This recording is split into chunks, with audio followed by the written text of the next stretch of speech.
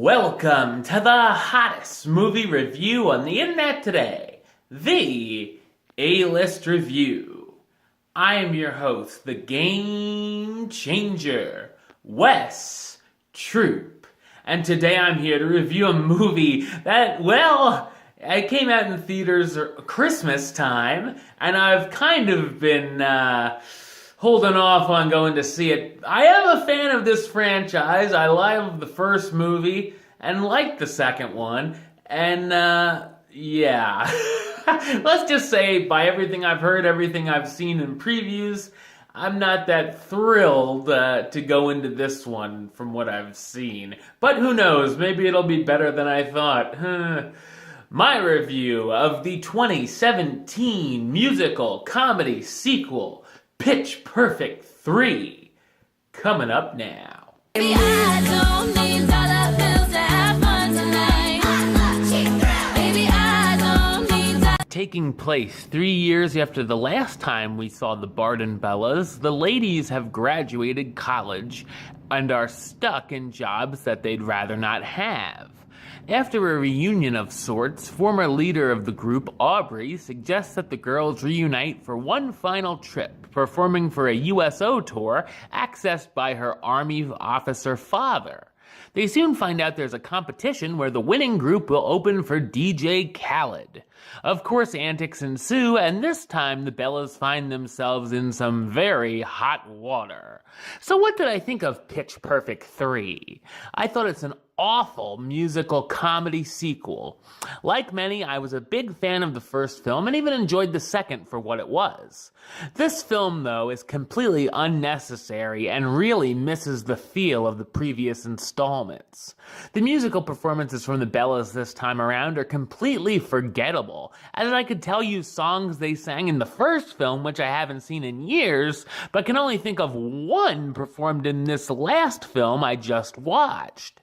In fact, the best part of this movie is the riff-off between the Bellas and rival band Evermoist, as well as a couple of other musical acts who vanish from the story soon after, but this riff-off is even far less superior than the first two and gives us some head-scratchingly strange categories, like artists you didn't know were Jewish.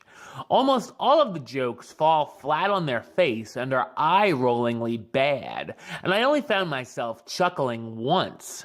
There's also an uninteresting subplot of Becca being eyed for her talent by DJ Khaled, and the question of if she'll go solo or not, that seems very familiar to what we have seen in the first two movies, where she'll let the rest of the group down if she does something on her own, and there's also a really dumb mockumentary plot point, where the commentators from the tournaments follow around the members of their group to try to make a film.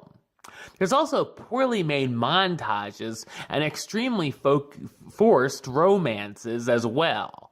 The biggest misfire, though, is around the third act, when the movie all of a sudden becomes an action film when an absurd villain kidnaps some of the ladies and Fat Amy, through a big parody-like action sequence, has to save them.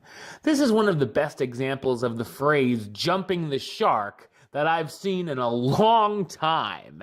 There's also really nowhere interesting left for these characters to go, and many of them have very little to do this go-round.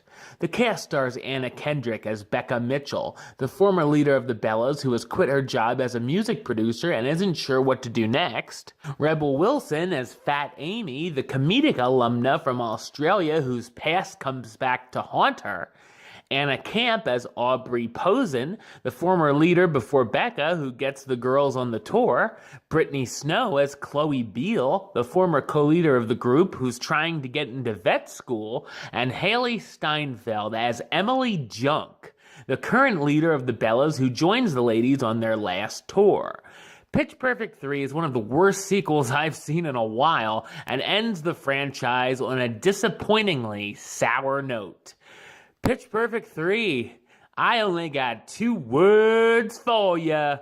Suck it! Alright, well that's the show. I'll be back with another review very soon. But until then, don't forget to subscribe right here on YouTube. youtube.com/westside515. Like the show on Facebook, facebook.com/westtroopaylist. And of course, you can follow me on the Twitter and Instagram @WestAlist. Until next time, Troop out.